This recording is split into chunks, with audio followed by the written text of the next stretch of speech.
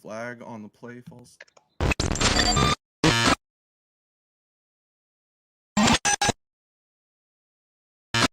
And we're back. Another fire episode for y'all. I am your host, Matt Musselwhite of the I Hate the Scene live streamed podcast, joined as always by my co-host Bryan Kern. Hello, Bryan.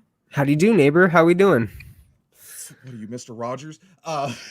We I was are going more joined... for Ned Flanders, but that was last week. We're joined by vocalist and bassist of Wristmeetrazor, Justin Fornof. What's going on, my dude? Not much. Hanging out with y'all tonight.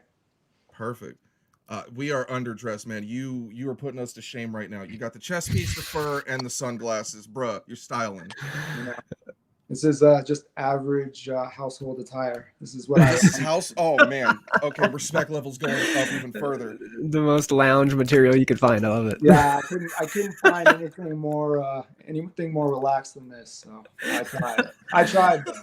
Nothing screamed the scene and chill interview better than a black fur coat. Some fat aviators. I love it. Yeah. I love it. And four rings on your hand. What's that? I said, and 4 rings on your hand. I like it. Only 3. Okay. Tonight. I took it down 1. All right. Usually we're at the 4, but yeah. Hey, we're really let relaxed tonight. It's a real chill night. So perfect. Oh yeah, definitely. Young impressionable bands take notice. This is what a vocalist looks like. Let's get that out there. I'm stoked because I see your promo photos and stuff, and I'm like, this is what a band looks like. You see these people in the street, and you're like, you're in a band and you shred. I know it, and I appreciate that. Totally not stereo. Like, image matters. Yeah. Friday night, let's go. Jordan Tupper is always here. This is his Friday night ritual, which should be everyone's. Good vibes, resonating, Angie. Thank you.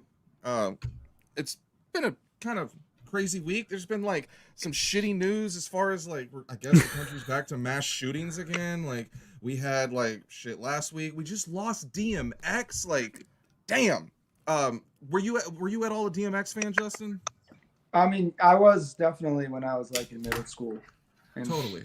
When everyone kind of was in the early days. I haven't really followed too much, but since then, but a little bit. I mean, let's be honest. The DMX wave, for all cases considered here, it kind of ended in 2003 with Grand Champ. Like after that was a lot of weird arrests, more drug trouble. His early days, that 98 to like 2001 was like epic. That was DMX was running shit. The Rough Riders were a huge deal. It's just crazy to think now, like we don't get those huge rap summer tours like the Rough Riders and Rockefeller going on tour anymore. It's just this whole DMX thing has got me in the feels thinking back, like you said, middle school, because I think middle school and like my freshman year of high school is when DMX was the shit. He's always suffered with addiction. He suffered an overdose, had a heart attack, faded into basically, I guess, a coma, and they had to put him on life support. And the decision was made earlier today to remove him from it. His organs were failing. He was brain dead. We had pretty much already lost the Dark Man. It sucks. So I hope everyone's listening to some DMX, and we're definitely gonna have like way more cheery shit to talk about. I think that's the only depressing thing we got. Unless you want to depress me on something else, Bryan. No, I was going to comment on DMX. You know, that's unfortunate. It's never easy when you lose an icon, whether it be in hip hop, metal, any type of scene or art or entertainment. Hey, little shout out, little quick tidbit for him. He was the first artist under the same name. Tupac did the same thing in 1994, but he did it under Tupac and then Machiavelli. But DMX is actually the first artist to use his same name and have 2 top 100 releases in the same year. He did that with Blood of My Blood, Flesh of My Flesh, and then the album that came out before that. Can't really remember what that was. It's dark and hell is hot.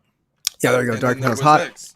Yeah, and I feel like, you know, again, I think DMX was one of those artists that kind of crossed genres, right? If you were a metalhead or if you were a rock He kid had that growing up. infamous performance at Woodstock.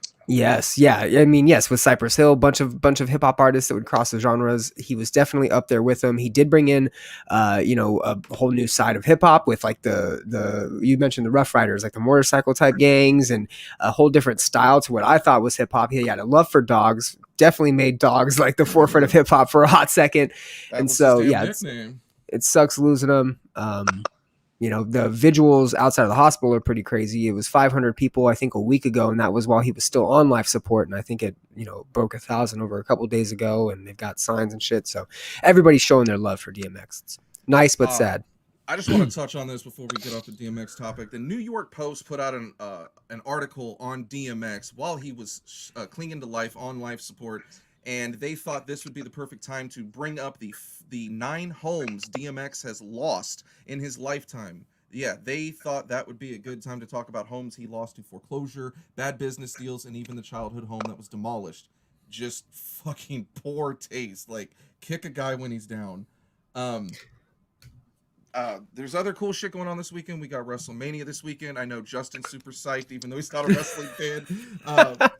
It's the biggest show of the Immortals, all that shit. I got my WrestleMania shirt.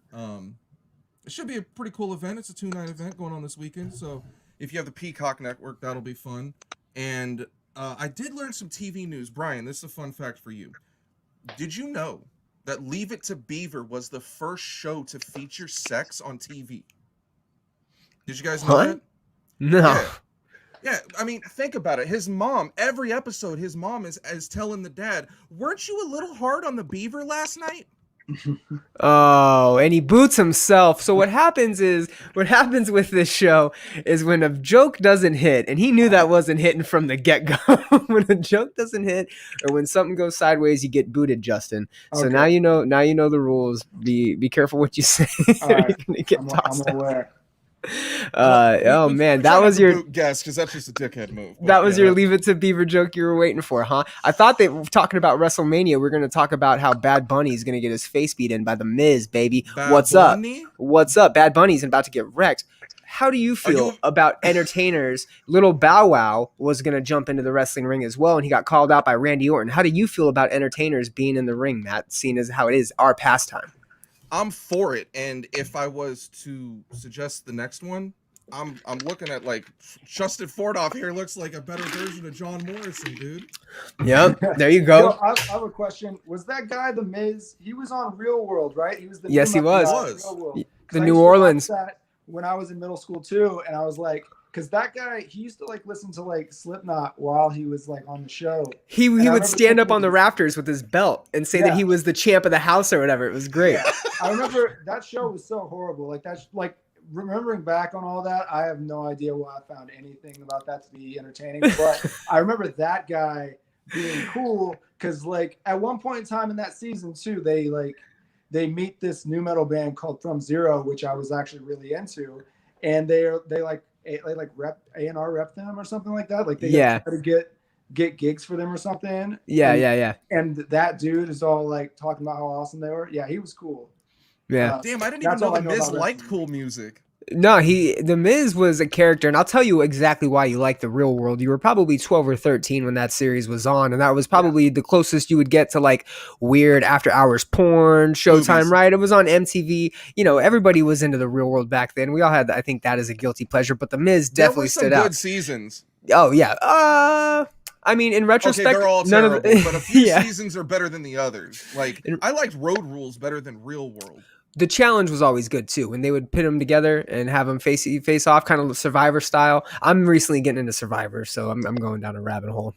And the podcast is going to go on hiatus when Brian joins the cast of Survivor and dies in a jungle. Actually, doing a video. I actually am going to apply, so everybody can cheer me on and get ready for it. And also, Justin can for sure be a member of the Freebirds in wrestling because of those 6 sideburns, bro. Your sideburns are killing it right now. Thank you. No, you and Michael Hayes all day, son. Yeah, if you guys are listening to this on Apple Podcast or Spotify, you are not doing yourself justice by not seeing this man's face. So make sure you watch it on the YouTube. Have you ever thought about what your wrestling name would be, Justin? Not past like those internet wrestling name generators. Oh, the generator? Create your own. Closest I've ever gotten to that. Hey, if you guys want to maybe come up with a gimmick where you're all professional wrestlers, you can have it. You know, it's no big deal. I give out ideas all the time. So just letting you know.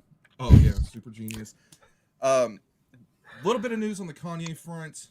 Netflix has paid $30 million for a documentary covering Kanye's entire life.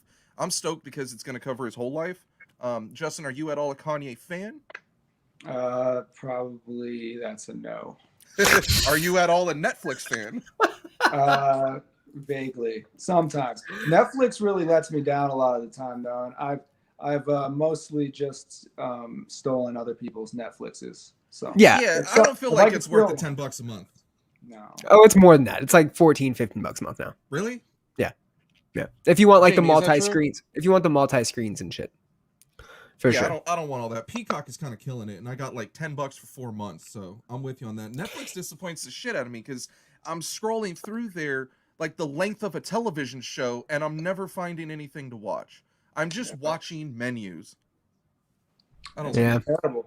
And the way the menus are done now, it's even more annoying. It makes me just not want to do it because how annoying the menus are. I don't even want to look anymore. Like I get bored of looking. I get annoyed looking through the menus just to find that there's nothing on there that I wanted to watch anyways. So Netflix better not come at you with Netflix better not. I know. Better not come at you with no deal, man. Get out of here, Netflix. How dare you? Yo, but Hulu, they're open for business. Yeah, they are. They got that 6ix9ine documentary, and I'm pretty sure we're gonna hear some more about 6ix9ine here in a sec. He's going on tour, and Brian is super stoked because I'm pretty sure you want to go to the Dallas show. Or not? I mean, what did Justin just say? That's gonna probably be a no. Whatever he said. Should we even ask him? Ask him. I don't want to do it. You a 6ix9ine fan? No. I couldn't even tell you a 6ix9ine song. I couldn't tell you anything beyond what I think he used to look like and probably doesn't look like anymore.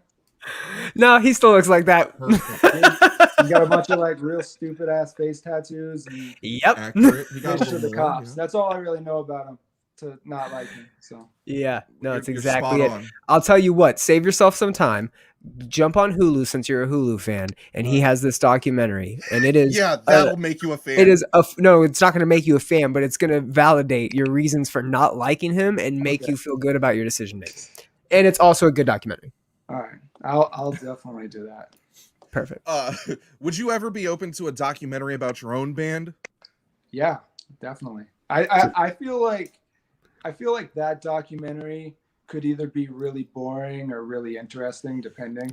What rating? Say if you guys are like really serious about your band, then it could be boring because it would just be like all like good band advice. They just want to watch people self-destruct. Right, exactly. I think you can cut it however you want. Like I think you can cut it to be real interesting. Like I don't know, I have tendencies of like busting my head open with the microphone every night. And I think if you just cut just the craziest sections of every day, it would look insane.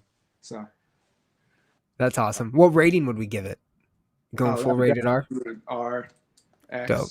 NC-17. I was gonna say it's always when you push the envelope a little bit with these types of documentaries and stuff. We saw Asking Alexandria do it when they employed Belladonna for their like album art and stuff, her being a hot ass porn star.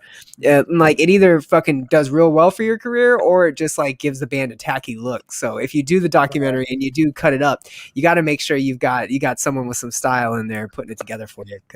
Right, I agree. I think that's what it's all about. It's all about kind of the aesthetic of it, and then honestly how crazy it is. I would much rather do something go over the top and tacky. So we just had dogs make an appearance.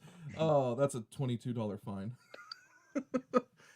There was a Metallica documentary about them recording Saint Anger, and it's like, how does this great band record such a shitty album? That was one of the best documentaries ever, and I'm starting to learn like they kind of regret some of the shit that was shown on there, and it's like, no shit. Have you ever seen that documentary?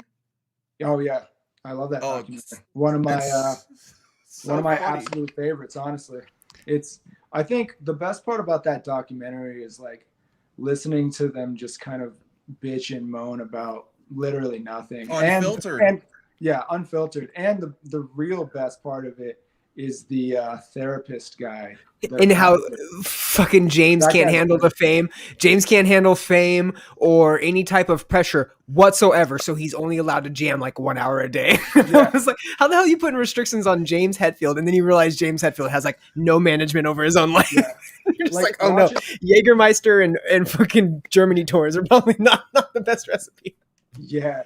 Watching My- that almost makes you sympathize with Lars. Almost. But then you realize Yo. Lars was My favorite part not. of that documentary is Lars unable to tell him that sucks, and he has to say, it just sounds stock. It sounds regular. Yeah. I love that terminology. Like, It's when I great. know when I tell someone on tour, like, it just sounds stock. People know what you mean, and I love that Oh, about yeah. that shit. Definitely. It's all because of that absolutely amazing documentary. What the hell was it called? Some Kind of Monster. Some kind of monster. Yeah, name of one of their tracks off of Saint Anger. Yeah, well, not listening to that to find out. We've been talking about for like the past 2 weeks these Lil Nas X Satan shoes. I don't think we were necessarily down to buy them for a $1,018 price tag, but even funnier now, all 666 pairs that were sold have to be sent back and destroyed. Really? Everyone's been refunded. Nike reached a settlement in this case, and the settlement is that Boutique Mischief has to buy back every pair. So they weren't sent out because the settlement halted that, and now the shoes will never see the light of day. These beauties right here with satanic imagery and 60cc black ink and 1 drop of human blood. Are you ready for how much money he had to spend to buy these things back? Well, 1,000 times. shoes at $666 comes out to $677,000. That's the wrong math. No, it's The not. shoes are $1,018 or 668 pairs. Yeah, so said that. 666 times then you said that 1,018 Okay, you said that wrong. is the exact same as the other way because it's math. But you said $666. That's okay. Anyway, Oh, that's true. do you think the all shoes that's- even look cool? Yeah, they look cool. They Yeah. definitely look cool. But I think a lot of what it is with this whole thing, the whole Lil Nas X thing, I think it's a lot of real manufactured kind of outrage. I don't think Yes. people are really that mad, to be honest with you. And I also don't think that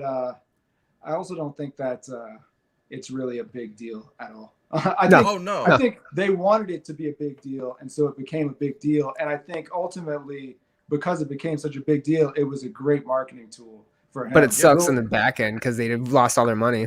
Yeah, but I mean, when you really balance it out, I mean, it was. But you paid for the publicity.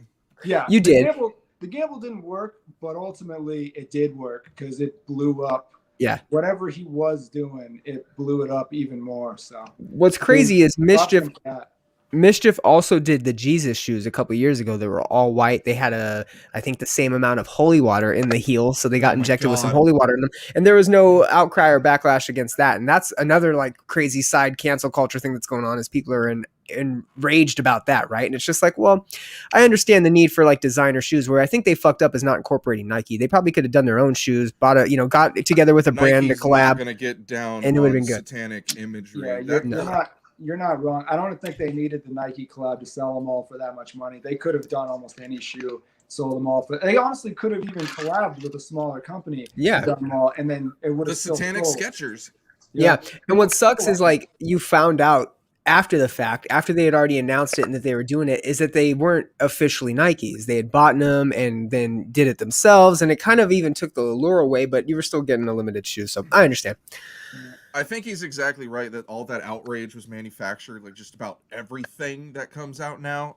You upset conservative Christians, and they're going to be the biggest crybabies when it comes to a fucking entire list of places to boycott. It's insane. Right. I understand why Nike did this, though. Like, why should Nike have to take backlash from conservative Christians over satanic shoes they had nothing to do with? So they're not getting any money for it, and they're taking all the backlash. So the lawsuit makes sense. Sucks for Lil Nas X. I mean, you're just getting the publicity out of it, but like, I don't know. Is this guy gonna have trouble like switching up and trying to go to another shoe company to get in a deal after this? I don't think it's really about that anymore. I think one of the like least talked about things in this whole scenario is that the Christians really don't run anything anymore. In the 90s, it used to be such a big deal because the Christians could legitimately shut down your whole career, with a bad article or, a press release or anything like that. But now they actually have the opposite effect because they don't really have any stranglehold on pop culture. So in this sense, I don't think any of this affects Lil Nas X at all. He can complain about it publicly, because it looks good to complain about it. Like it makes him look like he's fighting against them. But in reality, like they're not really in charge anymore. So what they're saying doesn't even really like. It would be easier to just ignore them because most people have been ignoring them for a while now. Like they don't like any of this shit. Yeah. And is this true? The gays are slowly taking everything over. Is a comment we got from Justin Wapa. Yo, on that note, what about an all-gay Chick-Fil-A? Awesome. They won't allow it. They won't allow it. Chick-fil-A is so homophobic. If you just took everything they do, but you made it entirely gay and like for trans people and shit, like everyone who works there is gay. Like, is it going to be called Chick-Fil-A?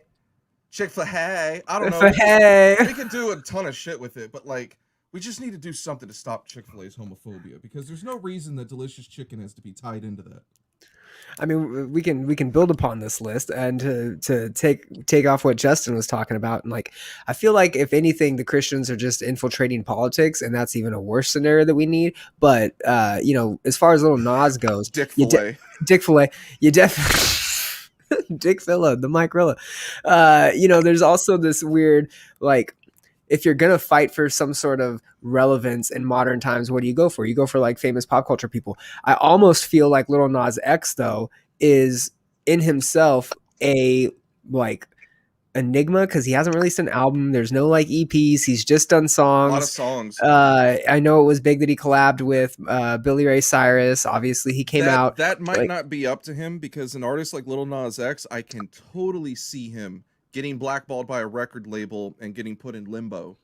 Oh, it could be. I mean, yeah, definitely. I hope not, but maybe. But I just don't think that, in my experience at least, I don't think that the record industry really works in that kind of in those circles anymore. They don't really bow to kind of like Christian ideals anymore. I don't mean because of the Christian backlash.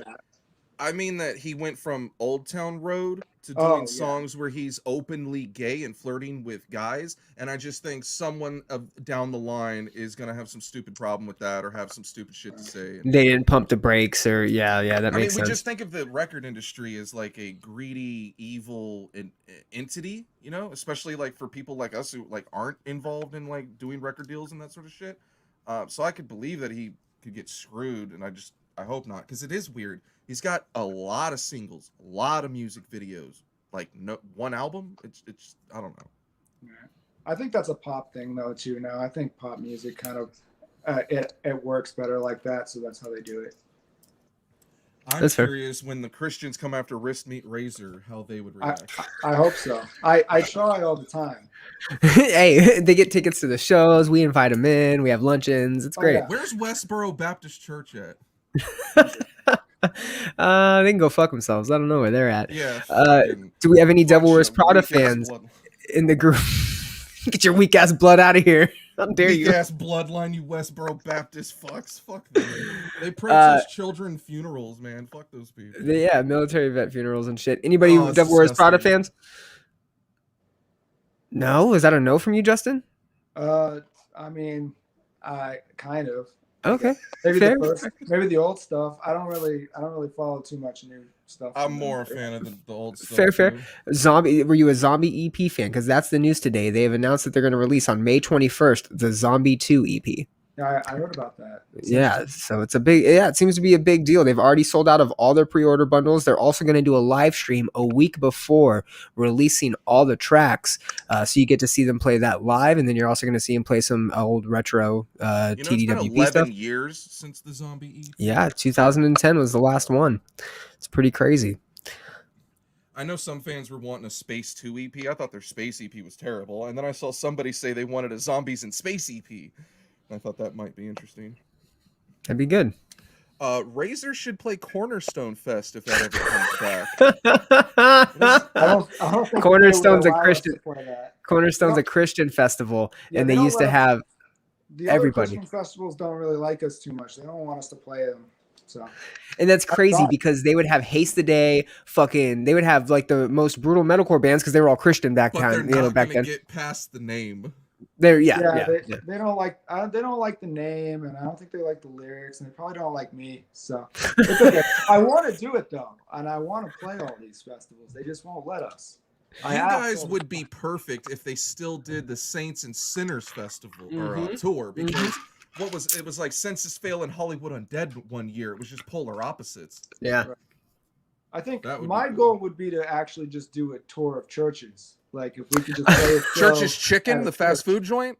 Oh no, none of that. No, actual churches. I would like to play an actual church every single night and baptize the crowd. Oh, wow. I don't know. I feel like that would be good publicity, right? That's pretty. You cool. should. That I mean, would be dope. It would look good too. It hey, would look great.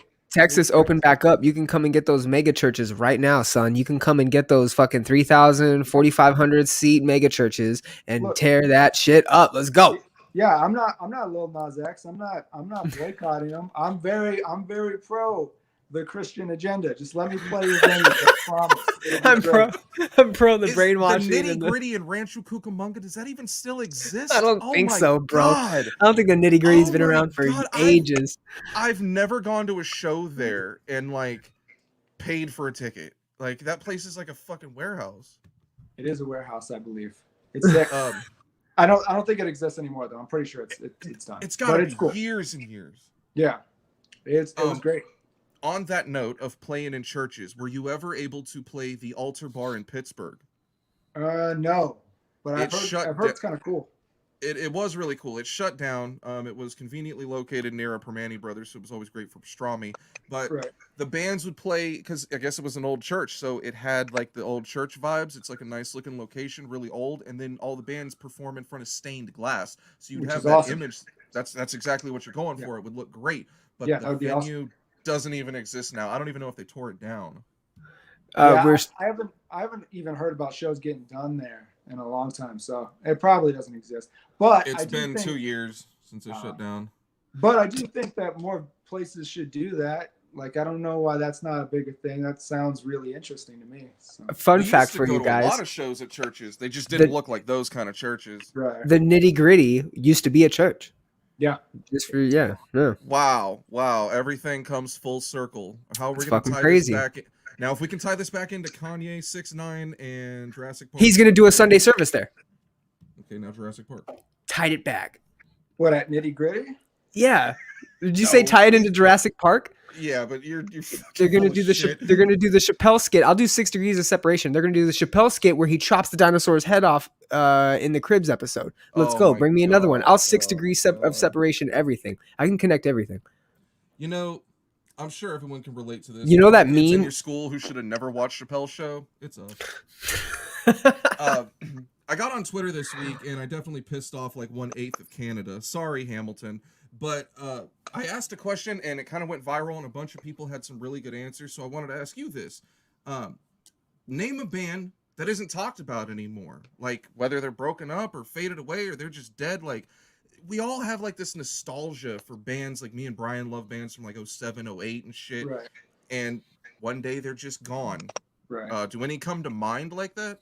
There's one band from the era that still is a band, but never really got the love that I think they properly deserved, and that's the Agony Scene. They were on Roadrunner, and they did big stuff at the time, but for some reason, when people are recapping all these like metalcore bands from the time period, they never bring up Agony Scene, and I think they were, in my opinion, one of the absolute best bands of the whole era, and a huge influence on a lot of what the new Wristmeetrazor record sounds like. So very cool, very cool. I was gonna name. That's not a name a bunch of people were saying.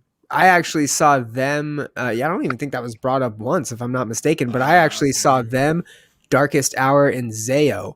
At one of the first times I ever went to Soma in San Diego, and Zayo just released an album today, which is kind of like off the wall. That's like their 11th album. They've been around since the 90s, Zayo. Agony Scene too. Yeah, that's a fucking great drop. That's a great one. I feel like Agony Scene and there's actually a bunch of bands from those days that fit into it, maybe had more potential than success, and it's like not necessarily due to your own fault. There's a lot of things that factor into a band's success. The Red Chord. Do you guys remember the Red Chord? Oh, Australian? I think so, man. I don't know, but they were a band. Shore was Australian. Yeah. From Boston. That's right, because The Red Shore is the Australian band I'm thinking of. Okay, mixed up. But yeah, that's they were all in like the same time frame for sure. Agony Scene. Fuck, I haven't thought about them in forever. Yeah, that was Are a they? good And one. they're still around. I know that they did an album in like 16, 15, but they're still kicking, huh? Yeah, they still do some tours. I don't know what their current status is, but it always surprises me that no one ever brings them up. They were real popular though. They got signed to Roadrunner. They put out a record that seemed to do real well, and I don't know. I thought that they should have been way more popular, especially now that people talk about metalcore and all that shit again. Like, it surprises me that no one ever really seems to bring them up. I never hear people bring them up. Yeah, it's crazy when there's bands that like you could look at a few bands and be like, man, if they would have released this album 5 years ago, they would have nailed it, but they were just late or they were too early. Like, that's what really sucks when a band's style is come on too early and people don't fucking understand it. But if they would have waited 2 or 3 years, it would have like clicked. They would have rode the right wave. They also, and this, so I'm actually looking up the Agony Scene stuff now. So they went on a hiatus from like 2008 to 2018, which is a 10-year gap. So you can imagine when you do have that kind of gap, if they're going to keep, I mean, Bush did that. Okay, different band. I think a little more mainstream, I guess. A scene band like that, as you said, didn't get a whole lot of notoriety when they were around in their heyday, to come back 10 years later. And again, on Solid State, on Roadrunner, they even signed to Century Media. So it's not like they didn't have potential. They were clearly looked at as a band that could perform and could get shit done. They were signed to some pretty decent labels. A lot of member changes, and that could be the demise right there. Like, it's 12 former members in the band. The big thing about Agony Scene too, and I think it probably makes bands like this a lot harder to kind of like come back. Agony Scene's big thing, at least my memory of it, Brian, I don't know if you have a different memory of them from back in the day. They had a very, very specific aesthetic that was very different from the other bands. They weren't like Zayo or Darkest Hour. They legitimately dressed like goth mall dudes, and they would go into they would play those shows and stick out so much that like anyone that was there would be like, who was that band that opened up? Because they were completely different. It was really cool. When I saw them, I was like, who the fuck is this? Because they are fucking rad, and they're so different from like every other metalcore band that I've seen recently. Yeah. And that's even, I think, more rare is when you get those bands that do kind of tend to stay at that level for whatever reason, right? They don't progress, or not that they don't progress, but they just don't get the acclaim that you think that they could get, but they do have something about them that they stick out, and if they could just catch a wave and like, just highlight whatever that something special is, that maybe they could be more successful. But yeah, it's rare that you get a band that has that uniqueness that carries over.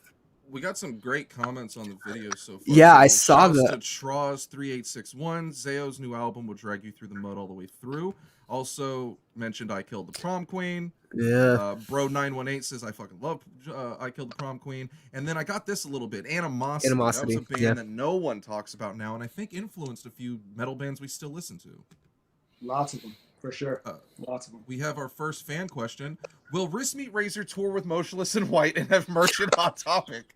I hope so. I would love that. That's not up to us, but if it gets to that point, we would love to do it. If we got that offer, we would do it. Totally. When I heard you guys' music, I instantly started piecing bands together that I thought would be like the ultimate tour, because you guys have a cool aesthetic that you can fit with some other shit. Motionless in White fits that. I thought like Bleeding Through would be a really cool fucking tour, mate. I think they're coming back. They have a new album. Do you have like your sort of like perfect tour, like it could be even like fictional, like you want to tour with Nirvana or something? I would love to tour with Nirvana. That'd be great. Cool. I don't really, to be honest with you, I don't really put too much expectation and stuff like that. Like there's current bands like Motionless in White that I think we would do really well with. Oh yeah, it'd be so sick. Yeah, so sick.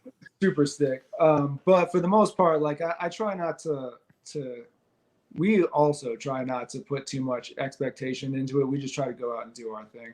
And I think when people see that and recognize that and start giving it, the recognition it deserves, then we'll get whatever fits the most. But as of right now, like we play whatever we get offered to do.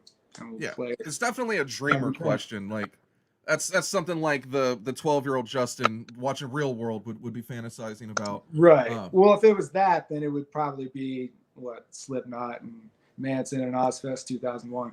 Oh yeah, Wristmeetrazor on 2001 Ozfest. That would just be fucking sick. That is it. Yeah, that's it. You would fit all the way through the 2000s, I think. I agree. I got this nostalgic old like Norma Jean, the Chariot, that your guys' Chaos, the Panic chords. Mhm. You guys have a sound that, I mean, all through the 2000s, I think you guys would have fucking tore shit up and smashed. But at the same time, we talked about this earlier. We appreciate the bands that kind of harness those old sounds. They're bringing them back. Good friends of ours in Spirit, formerly of Vanna, bringing back that crisp 2006, 2007 sound. You guys are harnessing this sound, and you're bringing 2021 production with it, which is fucking nice, right? You kind of hear the sound, immediately think of like an old demo. It kind of reminded me of like the Cat Choir by It Dies Today when I first heard your guys' album, Misery Never Forgets, right? Mm-hmm. It reminds me of that old, just, hey, we're in a garage, we're fucking busting this demo out, and this is what it's going to sound like. Yet you guys purposefully, it's not just a band jamming in the garage and they're writing some chords and they pump out a song in a day and a half. You guys are intentionally going in there and creating the chaos.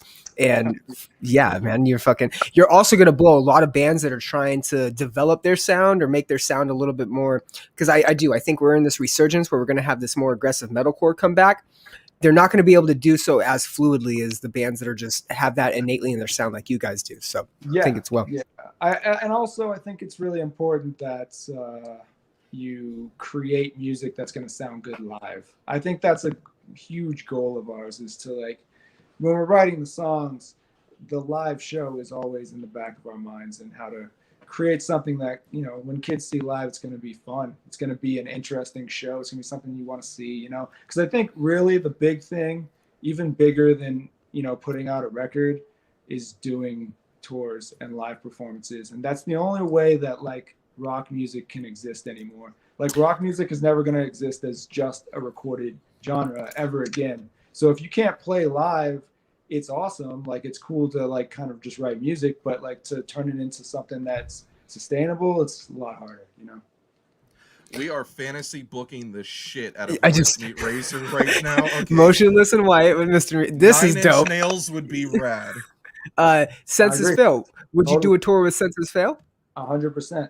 Fuck yeah, baby, let's go. That's a great tour. Centerfest right Hell there. Yeah. Hell yeah. I 100% agree with Brian. Misery Never Forgets has such a unique sound. It definitely does. It's like, I don't like to just say, like, oh, it's this band with this band, because then it's, like, kind of insulting. But you have the shred, you have the nastiness, and I'm getting, like, little hints of The Cure and Depeche Mode in your vocals. Sure.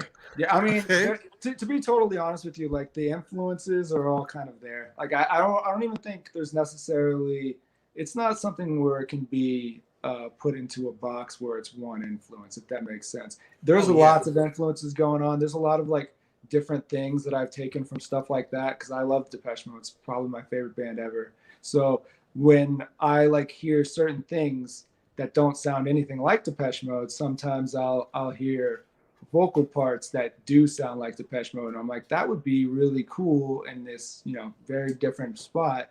And I don't know. I think that's kind of what makes Wristmeetrazor such an interesting band, is we don't necessarily have one exact thing that all the songs have to be. It's always kind of a mixture of our influences, subtly kind of placed and sent through the filter that is Wristmeetrazor. I think it's not cookie cutter at all. Yeah, we're not. Yeah, I appreciate that, but yeah, no, we're trying to do us and what we kind of do best all the time.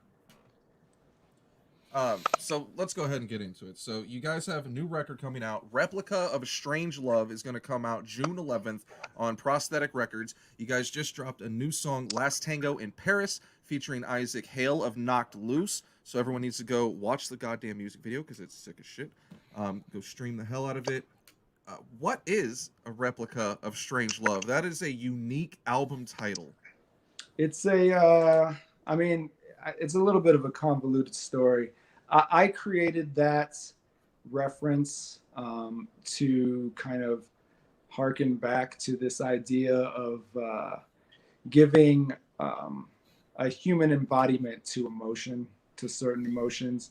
And those ended up being these replicant kind of song titles and tracks. And It's more or less a very blanket term. I go into detail about it a little bit more on in some of the lyrics. So I guess if you really want to know and you really want to dig into like the a lot of the I do, because that's actually like the next question. Yeah, a lot of the record is really based in philosophy. So I think in order to truly understand a lot of it, you'll probably need to dig into it. Anyone will. Like I failed philosophy in college, so does that help me at all? Probably not. But to be honest, crap.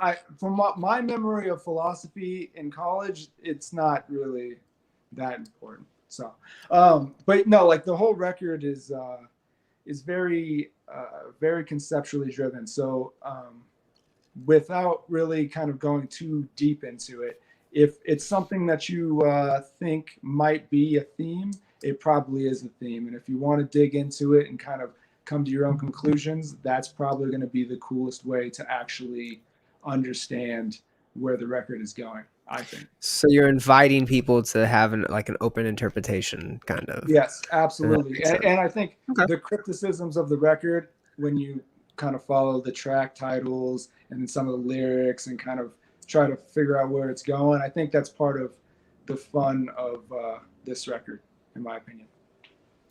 So there's a quote in the press release for this album that I thought was interesting, and it touches on the philosophy you mentioned. Hopeless romanticism is the past.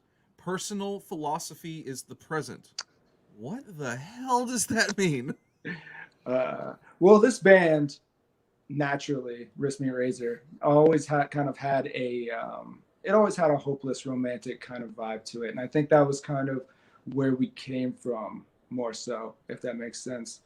And where we're going as far as like the overall emotions of the band and then myself and how I kind of want to write lyrics moving forward.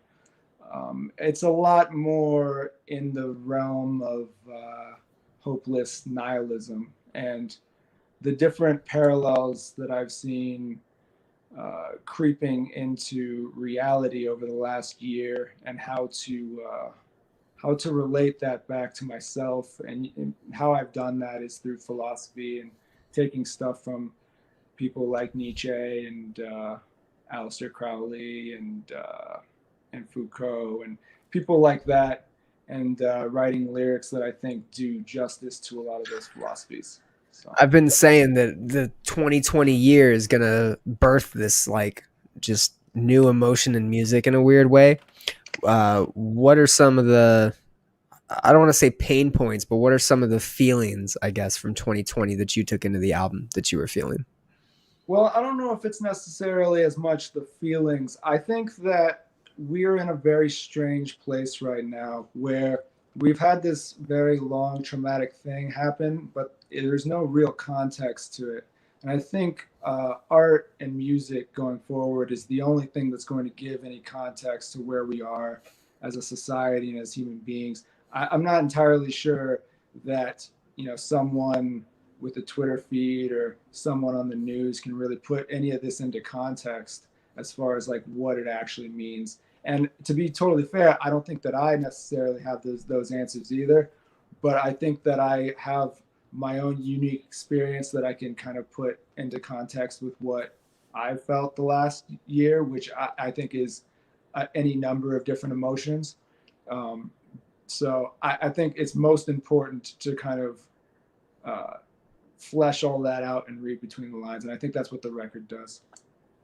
Cool. Feel free to not answer this if you don't want to, but are you a nihilist?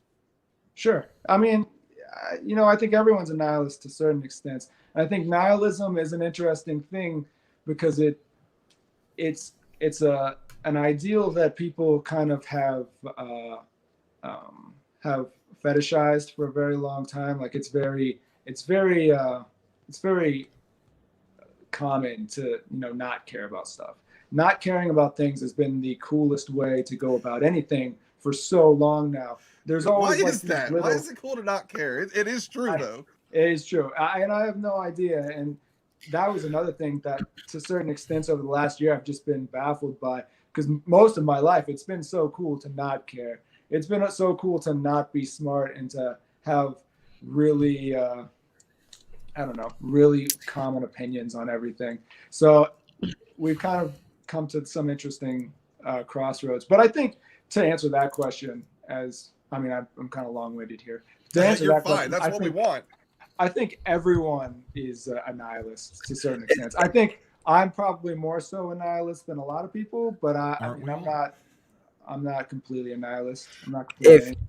And nihilism, isn't. There's a negative connotation there. I think a lot of people want to categorize nihilism or anybody that considers nihilistic ideals to be like a Satanist or like to be like oh, you don't care about anything. And like, no, it's not necessarily the case. It's just the discussion moving forward. Like, we need to be very real with the fact that there just could be no meaning to anything. Like, it could be a very real fact. Hey, Ryan. And I think that's kind of where, I think you're sort of like drawing it back to where the press release goes, because it does mention nihilism a couple times. And I've thought that is a very palpable emotion that's easy to write about.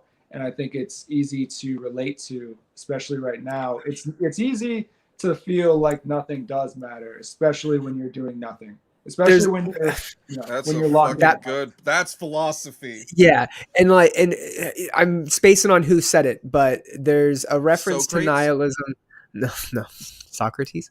There's a reference to nihilism, and I forget who says it, but they say basically if we were to discover an existence of a god, there would be like this all revolutionary thought and like, oh, we're there is a god, there is an afterlife, there is all these things.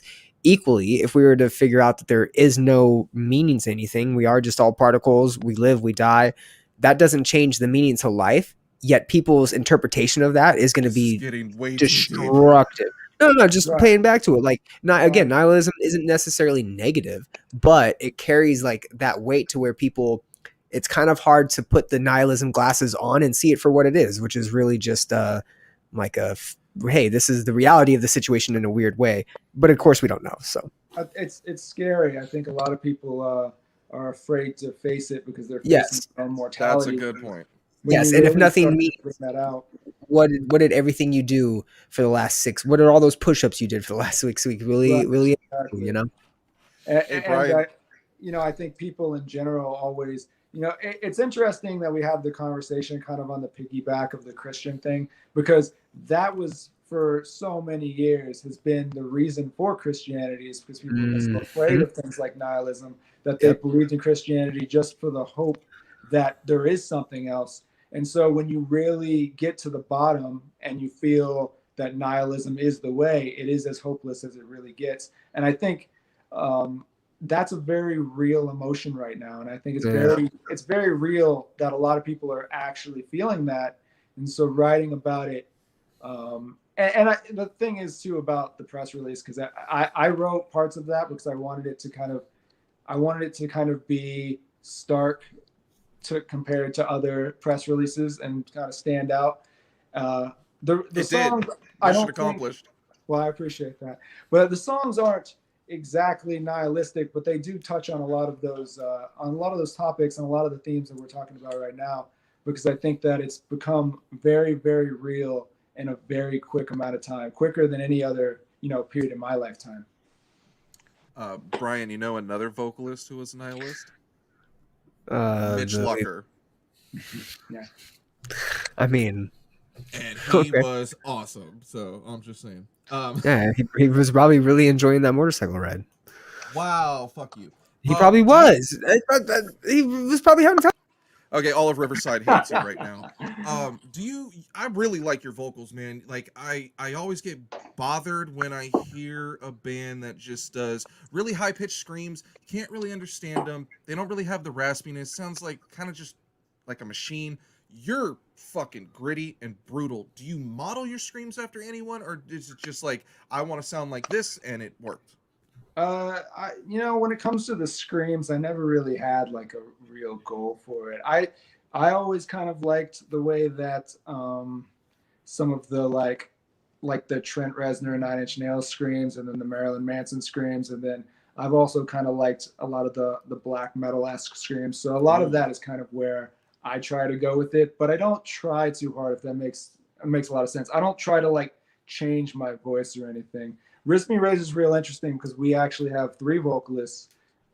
Jonah does vocals, and then Brian does vocals too. I do a little bit more vocals on this record, but they both also have very unique voices that I think help a lot, adding a lot of variety. That's I was definitely gonna say you have like one right person there. in the band, that doesn't do vocals. What, he just has a shitty voice or doesn't like to speak up? No, Tyler actually, he's our second guitarist. He does vocals in a different band. He just wanted to focus on guitar on this one. Yeah, so all of us have done vocals somewhere. Well, that's kind of what makes Wristmeetrazor such a different band from a lot of other people's bands. We all do pretty much everything, and we've all written so much music that there's not really an uninitiated ear amongst us. We all kind of get it, you know. It's awesome. Because I feel like when you guys are all from different bands before, right? If I'm not mistaken, Yeah. you guys, So, because when you do get those the not egos, but when you get people from different bands, I think the aspects of the different bands tend to carry over. Do you feel that there's any of that with Wristmeetrazor, or is this just a completely separate entity and you guys have that dialed in? Yeah, it's its own thing, and the I think what helps is that we really are different from anyone else's bands. So it's not like a thing where your Wristmeetrazor band is easily replaced with X other band. You know what I mean?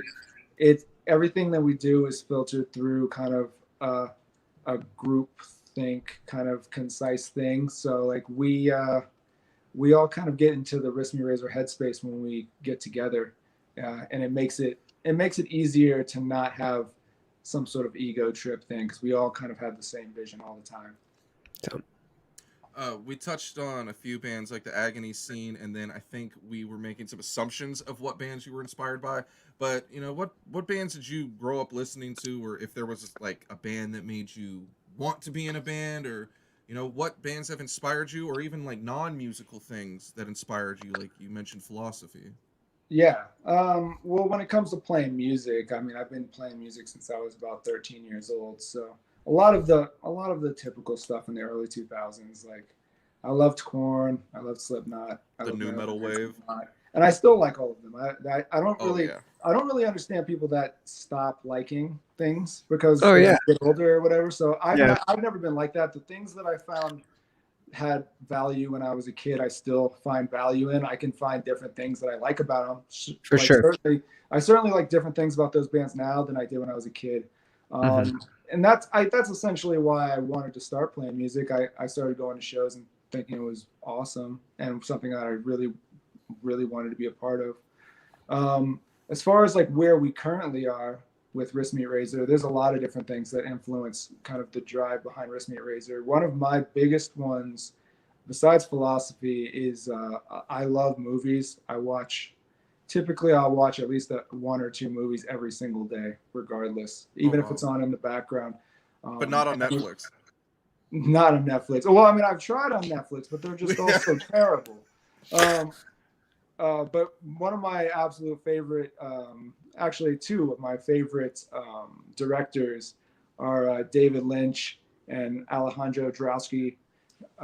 And I really love surrealism and stuff like that. And so that kind of drove a lot of what I wanted to do with like some of the aesthetic things for Wristmeetrazor. And I think watching stuff that's like cool and surrealistic, and I know everyone in the band does this too, we all have some really kind of out there taste when it comes to film and the things that we think are cool.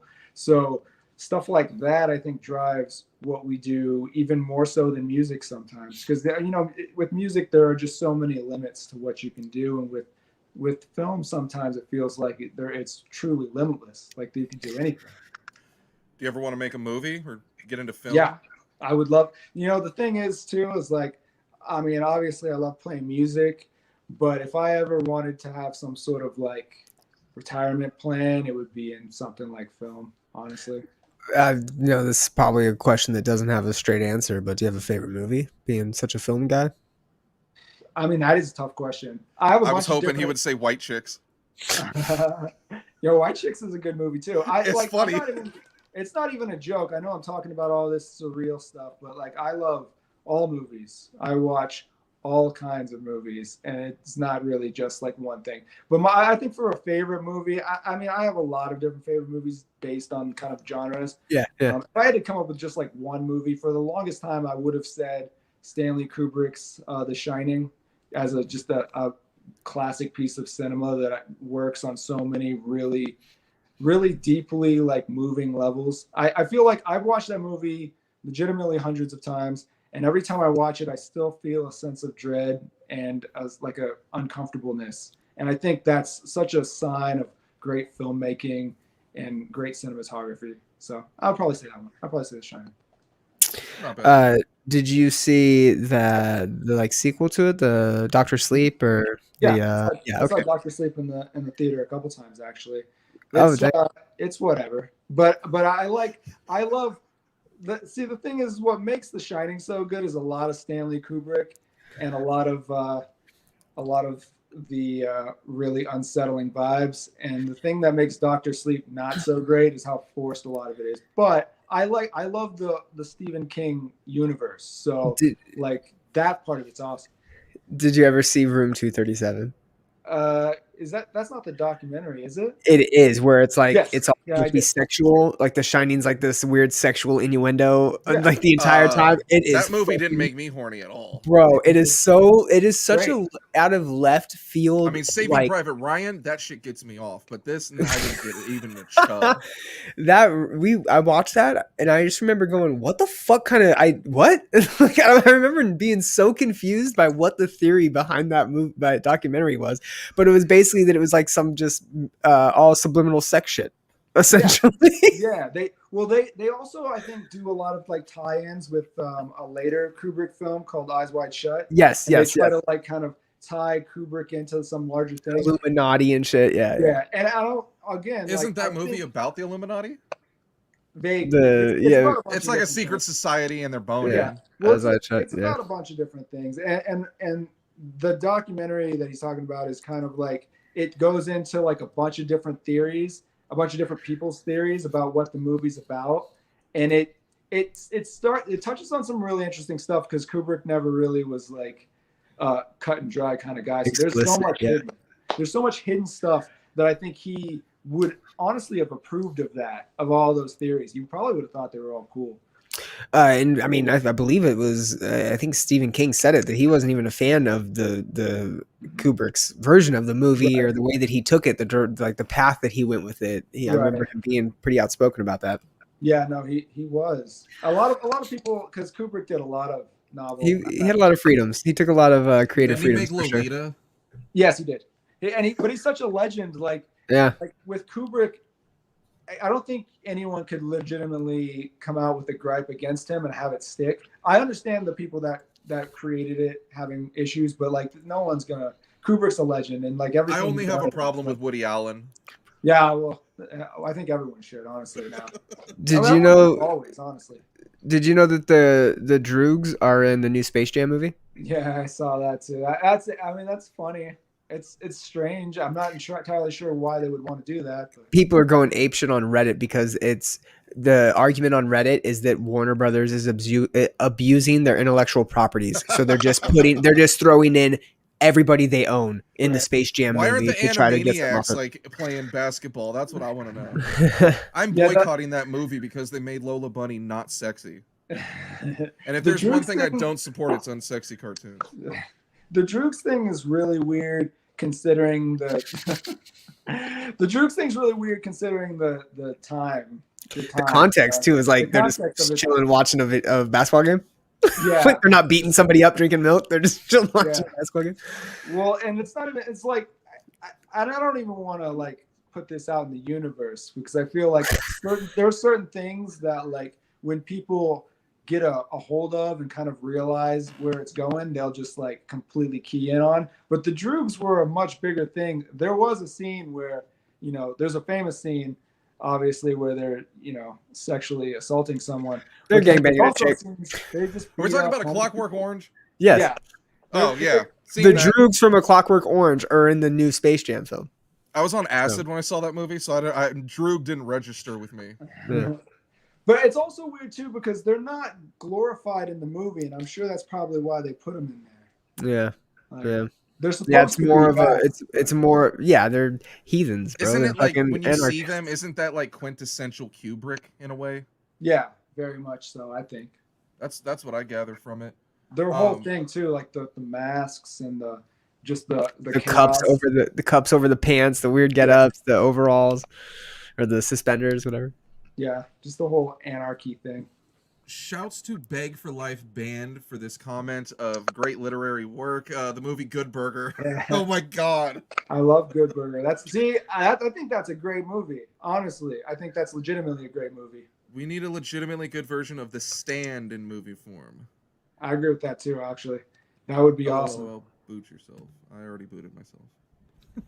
On this record, do you talk about like relationships at all? Because you kind of strike me as a lady killer. Thank you. I appreciate that. Yeah, I mean, I go a little bit into that.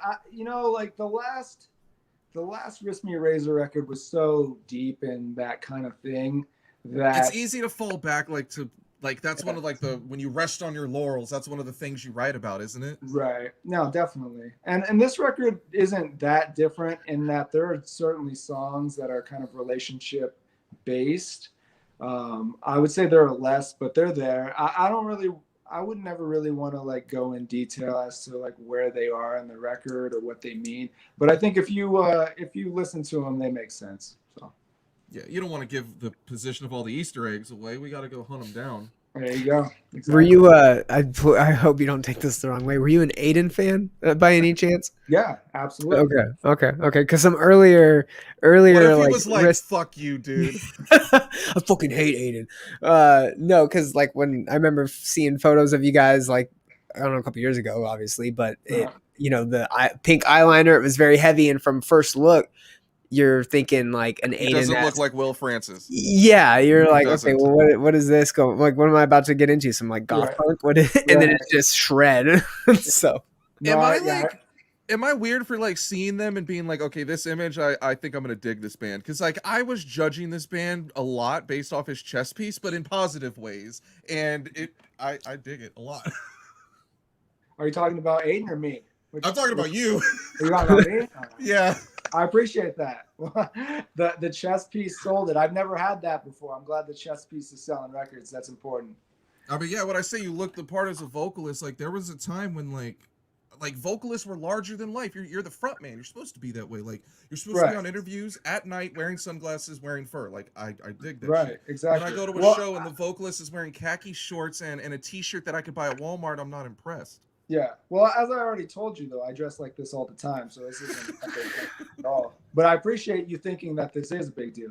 He's like, Matt, this is my daily attire. I assure you. I told Brian, I said, yo, when we get him on, I'm gonna flirt with him, bro.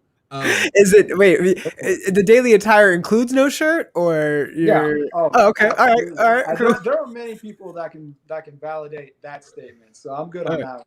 The no shirt is big there. For sure. I don't know what this has to do with anything. Did you say no shirt, big dick? What'd you say? No, the no shirt's big there, but whatever. Oh. I'll go with whatever you said too. He's not wearing pants. Justin. So yeah, all right. No pants either. Okay, all right. This doesn't have anything to do with anything. Dude, the fucking lady at Carl's in front of me just ordered fucking $50 worth of food. Okay, we'll pay it forward, dude. Buy her food. This guy's watching our live stream in the Carl's Jr. drive-thru. Yeah. I love Carl's Jr. Shout out. No, I love Carl's too, and I feel like people don't appreciate them enough. Yeah, all right. Here's Carl's breakfast burger, hands down the best breakfast sandwich you're gonna get at any place. The breakfast burger from fucking Carl's Jr. You've been to California, I'm assuming. Oh, well, you used to live in Vegas, so you'll be able to answer this question. I live in Vegas right now. Okay, there you go. In-N-Out fan? Of course. Okay. I mean, I don't eat meat anymore. But that was my next question. Vegan. I always put on for Carl's for Carl's, but In-N-Out too. All the West Coast chains. I put on Del Taco. West Coast chains for sure. Del Taco. Yeah, of course. Love the Del Taco. All right, sweet. Let's go, baby. Let's go. Wristmeetrazor just jumped into my top 10. Yeah. We're from California, so. Oh yeah. We've kind of already talked about your thoughts on like, well, I guess not. What are your thoughts on organized religion? For it, against it? I think it's important for people that find value in it. I wouldn't say I'm for or against it. I don't really have opinions on stuff like that. For me, it never really made sense, and I I grew up Catholic. I was baptized, confirmed, did the whole thing. I have a religious middle name. My mom gave me a Bible name in the middle. My middle name the is Paul, saint name? which is the chief sinner in the Bible. So I lucked out in some strange way that my mom absolutely didn't intend. What's your saint name? You said you got confirmed. What saint did you go with? It was Paul too. Oh, okay. No. But yeah, so I did that whole thing growing up. So I'm aware of the Christian thing. I really wasn't well received in it. They didn't want me there. They made it very well known that I was not welcome. Isn't it crazy how like not welcoming and accepting Christians can be? Yeah, I mean, and you know, it is what it is with that. They always kind of have been like that, and I felt like, you know, my generation of being legitimately cast out for not, you know, following Christianity is kind of not necessarily as relevant now. We definitely got the brunt of it if we spoke out of line, especially when it came to God. I would get in trouble at school, everywhere. It wasn't necessarily a thing that was free speech was not something, free thought wasn't something that was allowed. So I didn't really make it too far into Christianity. But I can't blame you under those circumstances. I do think that it has its own purpose. I would never hold it against anyone for being Christian as long as they weren't holding it against me, you know? So fair. And this goes right along with that question. This is probably my second favorite religion. What are your thoughts on Chick-Fil-A? Well, I don't eat meat, but when I did eat meat, I liked Chick-Fil-A, and they would be nice to me too, which I thought was strange because a lot of brainwashing. Times, yeah, a lot of times too. I don't necessarily consider myself a Satanist, though I think I have a lot of similar kind of ideals. So I like to play around with that sometimes. I have a couple things that have different satanic sayings and things on it. And anytime I've gone into Chick-fil-A, they've been very, very supportive, despite the fact that I was very not, you know, looking like I should be there. So Chick-fil-A would be cool in my book if it weren't for all of the very latent anti-homosexual shit. So, yeah. why the homophobia very with the blatant chicken? Yeah. Right. Very blatant. Shock therapy, like, you don't cure gay people. Knock that shit off. Right. I can't be, but you know, that's a tough one as well because In-N-Out has Bible verses on their cups. But they don't shove it down your throats. But I don't know if they're hating on gay people. I know Right. Chick-fil-A is. Well, It bothers a lot of people. You're right. There's a real strong Christian kind of thing going on with In-N-Out. But again, I'm not going to hate on In-N-Out because they're from the West Coast, so I'm all about that. Hobby Lobby too. Hobby Lobby is very, very. No, to be fair, I've worn all these same outfits into Hobby Lobby, and they are much less supportive of that. They will follow you around. I like Hobby Lobby. I have one right next to my house, so I go there all the time. Couple years back, did Warped Tour. We went through Nashville, a bunch of bands went and hung out, and I was with this band who calls himself Fashion Rock, and you know, they're very fashionable dudes. They look like they're in a band, and one of the rednecks in Nashville said, "Are y'all queer or y'all in a band?" And it just always stuck with me. Have you ever been like looked at weird or told some stupid shit like that? Well, typically on the road, especially when we go to places like that, I have enough tattoos that most of those people will just leave me alone. But I'm sure they're thinking that. Like I have like painted nails and everything, but I also have, you know, my hands and neck tattooed. So typically people like that will stay away, which I like better. I like it better when they stay away for sure. Vegan or vegetarian? Vegan. We're actually all vegan. Everyone in Wristmeetrazor is vegan. Nice. Yeah. How long has that been going on? For a while? Well, I've been vegan. I think a total in my life, I've been vegan like a decade now, about 10 years. So for the last like 5-ish, I've been consistent. But to my extent, I can say that I don't really have a problem with people that eat meat. I'm not really necessarily, you know, telling anyone how to live their life. I'm vegan. That's what I do. I haven't come into contact with the vegans who are trying to change my life or force me not to eat meat. Oh, I have met straight edge people like that. It's a religion, bro. Yeah. Vegan, not you, Justin, but yeah, certain vegans. But the rest of them. Certain vegans can go real hard, real hard. Yeah, I mean, and I guess there's a time and place for everything, I guess. But I'm not necessarily that kind of guy. I don't. Again, it's he's one of the good ones. I always the wondered. religion thing too. I don't want to be. I don't want religion shoved down my throat. So I'm not going to shove, my vegan religion down your throat. So And the organized religion, right? We were talking about that a second ago. Really, people just want tribes, man. People just want community that they can be a part of. I always wondered how many kids got converted in the Warped Tour lines by those kids that walked around with the PETA cards and passed them out and said, hey. I don't think that's the case. I don't think that's the case at all. I think it converted. None in 2016. Not in 2016, but I think back in the day, 2004, 14-year-old Brian contemplated not eating a chicken for sure. Yeah, bro, under a turn here. I thought you were going to talk about the people that were boycotting Warped Tour with the repent. That was Westboro Baptist, wasn't it? Yeah, no, they're horrible too. But no, I'm talking about they weren't even allowed on the premises, so their picketing was so far away. Yeah, we used to get them. It wasn't even Westboro Baptist. We used to get them from just strange evangelical groups. I love that shit. We have Dirty Dog. We have the Dirty Dog here in Austin, and yeah, there's always. Well, I mean, I don't even think they're doing shows, but when they did do shows, I remember the Black Dahlia Murder played, and we went there, and there was probably 5 or 6 people with signs outside just telling people not to support the devil and that the bands were devil worshipers. They should have sent the statutory ape after them. We were like, what? In 2016? This is... Yeah. No, they still go pretty hard, especially in Vegas. In Vegas, they go real hard because they just assume everyone are sinners. That's stupid. You're like the most godless city imaginable. Yeah. What? Really? They're there thinking that's going to work? Gambling, porn, cocaine. Are they what y'all do? Are they on the corner battling with the dudes passing out the hooker cards? Are they just out there fucking fighting the Spider-Man and Transformer? Putting it in front of your face, trying to get you to take it? I think they go different areas. They try to really convert people, but I've never seen it work. I actually really want to see it work. They do this move. That's what I do to my bag of dope. David, my roommate Flava Dave, Matt knows who he is, but we were talking the other day and he said when he was like 12 or 13 and he went to Vegas, he got a bunch of those cards and then he sold them to kids at his school. Because they had like start out nipples and shit on them. That's a hustle. It's not a bad idea because it's not to anyone. So oh yeah. If I was a kid in Vegas, I'd probably get them. I'm walking down the street with my kids here, and you're handing me titty cards. What is this?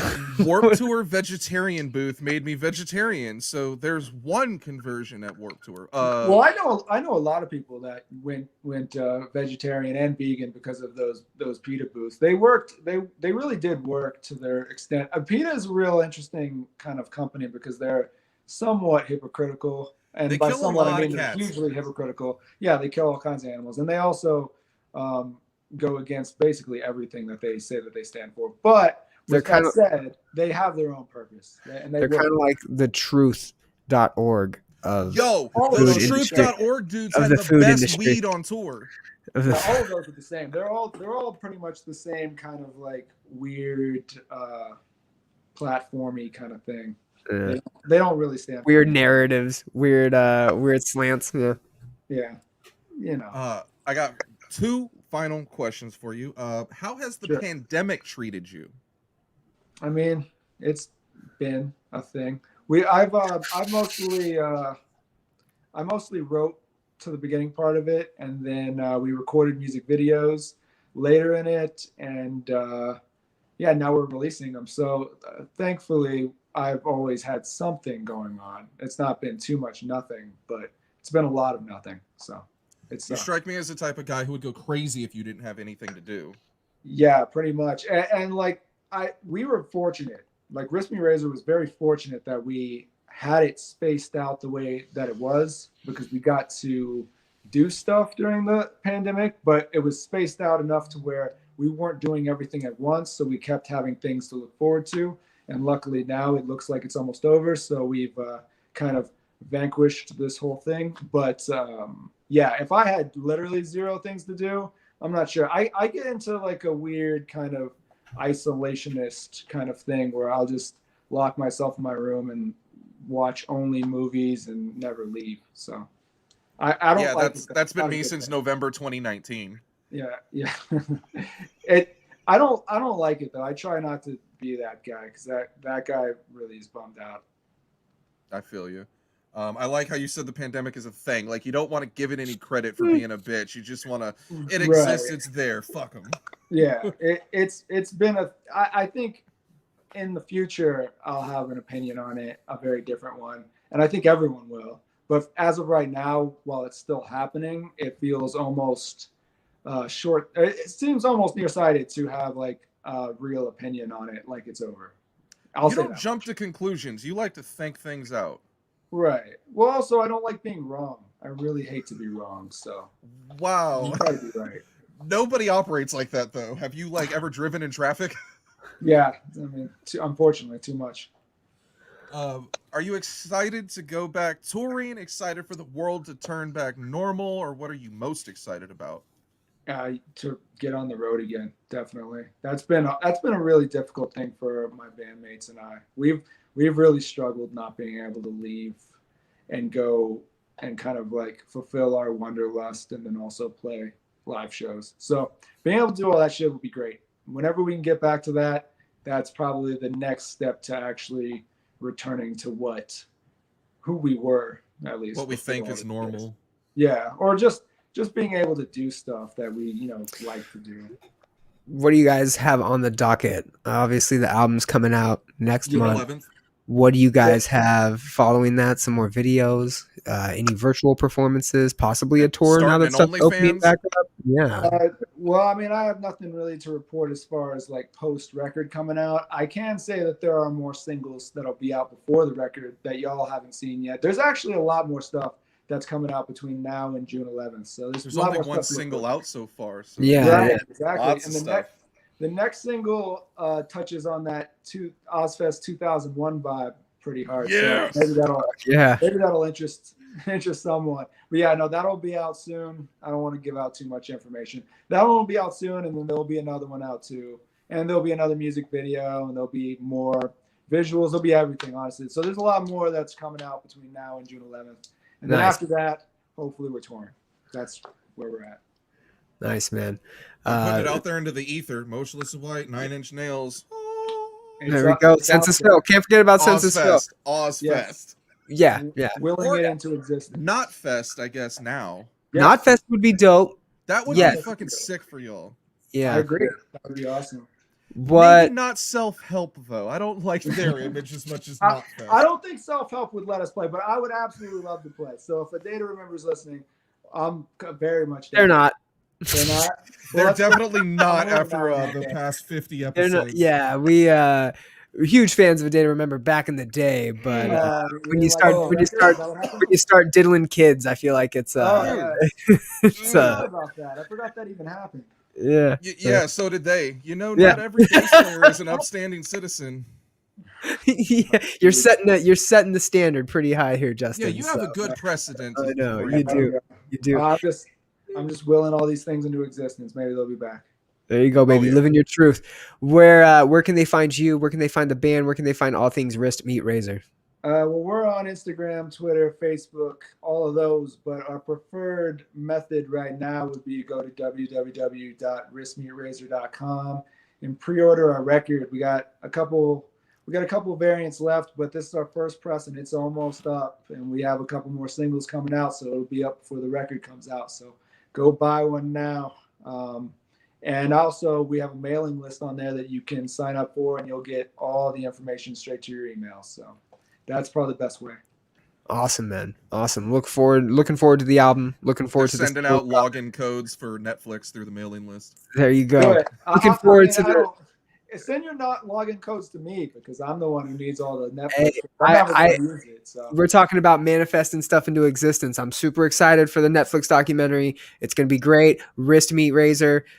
May even want to call it Razor Meets Wrist, or maybe Kiss of the Razor. Something edgy. Something that's really going to get. Something that's really going to get. The band name wasn't edgy.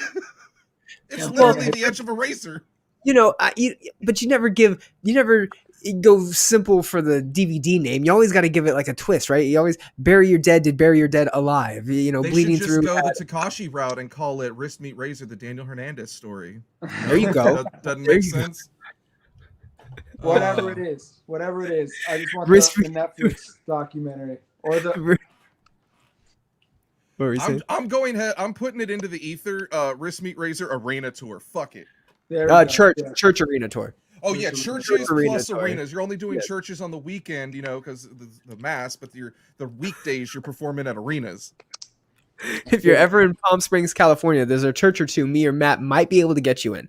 Oh, So I'm definitely not allowed in those anymore, bro. After that whole thing. I think one of my old bands played a church in Palm Springs, or I at least went to a show at a church in Palm Springs. You probably went to the Southwest Church in Bermuda Dunes, The Or- refuge. the Refuge, yeah, or you went to this is so funny too because This is I don't know. inside baseball. Nobody knows this area. I know. There was a church in Palm Desert that the Starting Line played at. I don't know if you ever listened to the Starting Line, Yeah, but it was a church and they only did like 3 shows because kids got way too fucking rowdy. I absolutely played this- a church in Palm Springs. What is with this? yeah. So Beg for Life band is my friend Jeff, and I went The to Great a show Commission. Oh with shit. him. Yeah, that's accurate. Yeah. Yes, I went to yes. a show with him. I think is it Ukaipa? Is that the city? Ukaipa. Ignition, son. Yeah. Ignition. that's- R.I.P. Let's I used to go. work there. Yeah. So Mine and Matt's band played at Ignition. And then we kicked him out. It was great. Yep. Then he kicked me out twice. You ever been kicked out of a band twice, Justin? It's pretty insulting, to be honest with you. I haven't, unfortunately. Only once. Was it a Christian band that played churches in Palm Springs? That's it. Yeah, it was. Did you Okay. decide to befriend that guy again, though? It's called the hack. No, I've never done that before. That's not something See? I would do. That's the unique part. Brian, where can they find you besides getting your ass kicked? I might be getting my ass kicked tomorrow. I legit have a jiu-jitsu tournament and that might happen, so who knows. You can find me at of Brian of Death on Instagram and Twitter. You can also find my podcast, Common Chaos Podcast, at The Common Chaos on Instagram and Twitter, and commonchaos.net. Check it out. New episode out for you guys. Matt, what do we have for him next week, and where can they find you? Next week we have our 1-year anniversary show, so I'm super stoked on that.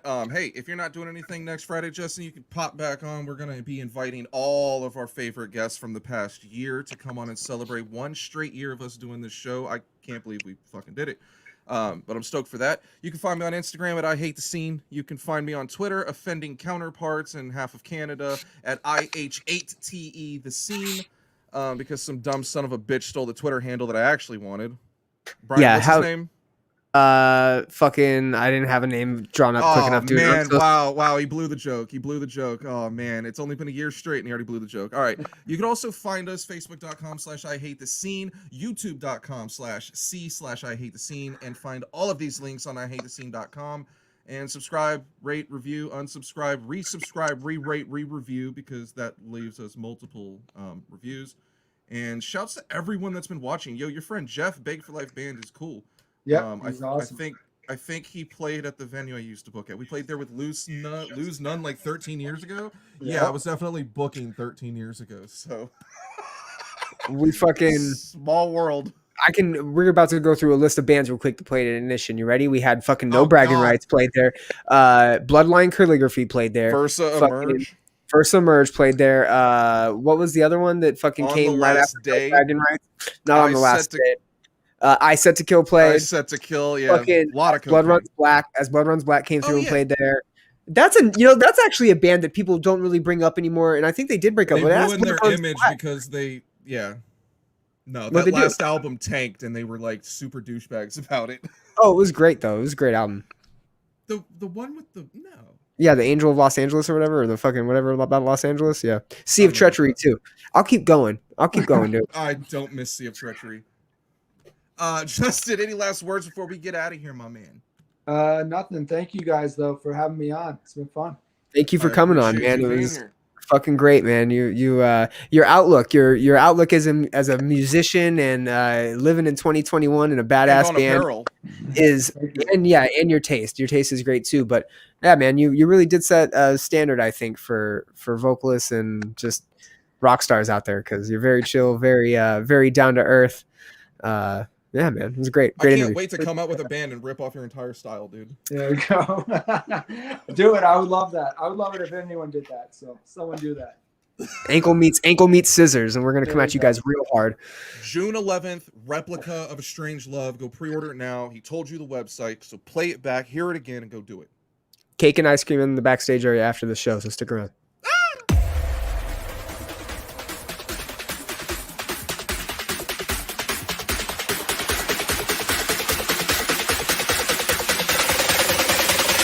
I knew I was fucked.